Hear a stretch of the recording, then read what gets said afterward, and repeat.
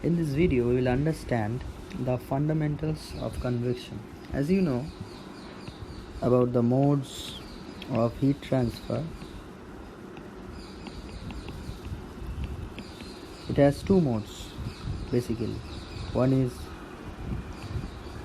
conduction, another is radiation. But when you see that convection is not a basic mode, it's actually a special case of conduction assisted by a fluid flow. So a conduction with fluid flow is actually convection, which is our interest in this video, and we will understand the fundamentals of it. Let me clear you about the objectives of this video that we are interested in understanding the physical mechanism of convection and its classification, and also we will try to visualize the development of velocity as well as thermal boundary layer during flow over surfaces. Also try to gain the working knowledge of different dimensional numbers like Reynolds number, Prandtl number and Nusselt number, and what their significance is, and also try to distinguish between laminar and turbulent flow and gain an understanding of the mechanism of momentum and heat transfer in turbulent flow, and also trying to use an analogy between momentum and heat transfer and determine the heat transfer coefficient from the knowledge of frictional coefficient. That's what our one of the important goal would be, and also try to non-dimensionalize the convection equation and obtain the functional form of friction and heat transfer coefficient. So now we will see the physical mechanism of convection. As you know that the basic mode of heat transfer is conduction and radiation, and you know that convection is a special mode of conduction. So in both of the heat transfer mechanism, you will see that they have a common, that is the presence of a material medium. But in convection you have an addition thing, that is the fluid motion. Okay, so fundamentally what I am trying to say is that you think in the case that if it is a plate, there is a plate and which is at some particular temperature, and you are allowing the air to flow over it, and you see the fluid molecules, due to no slip boundary condition, if it prevails, then the molecules close to the wall will be at rest. So now due to the mechanism of conduction, the heat transfer will occur through the mode of conduction to the adhering layers, okay, and subsequent layers where there is a predominant fluid motion is there. Okay, as you know, if you go in this direction, the velocity will increase because the presence of plate will be felt less. Okay, so what I am trying to say, whatever that will be conducted will be convected away by the fluid.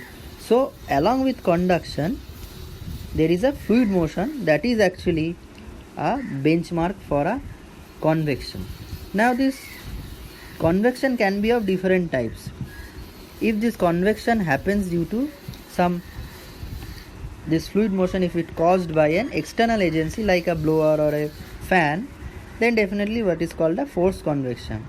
Or if it is happening due to the density gradient, that is responsible due to the temperature change within the regime, then that is called a natural convection, and you are not supplying energy from outside for the motion.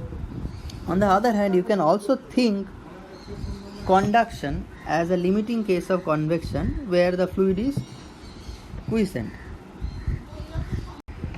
Now as we appreciate from one side that convection can be thought of like a conduction with a fluid motion, and on the other hand we can also appreciate the conduction of a fluid can be a limiting case of convection where there is no fluid motions.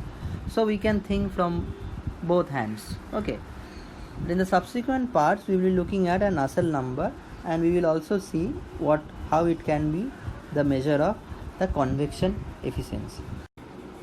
In this slide we will understand the importance of fluid motion on the heat transfer.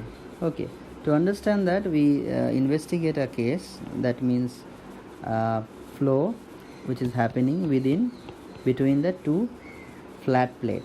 One plate is at temperature T1, another plate is at temperature T2, and you see that T1 is greater than T2, and you know that the heat transfer always happens from higher temperature to lower temperature in that direction. Okay, so now we are interested to investigate how fluid motion can enhance the heat transfer. So you know that at this close to the wall there is a no slip condition prevailing. Okay, so you will see all the fluid molecules which will be coming to rest. Okay, that means the relative velocity in the tangential direction will be 0. Now we are interested in investigating at this point.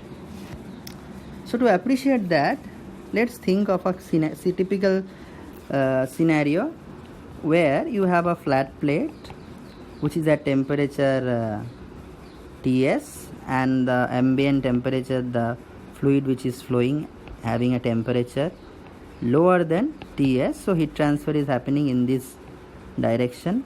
Now to appreciate this, we know that all the fluid particles close to the wall,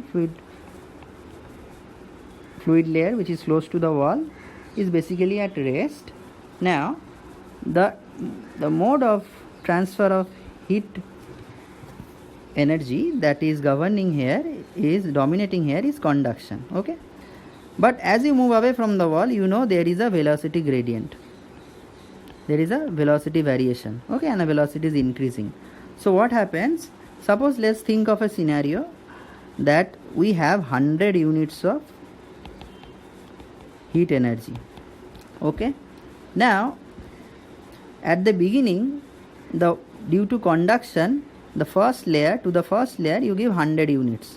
Now the layer which is adjacent to the first layer, that layer will have some motion. Okay, suppose it is having a motion. So there are two possibilities that can happen there.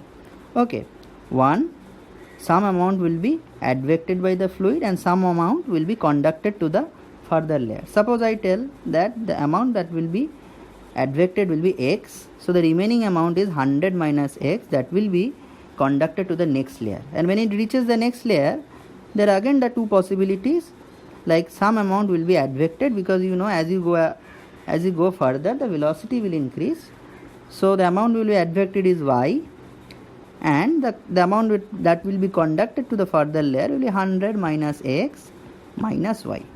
So in that way this whole thing will be evolving.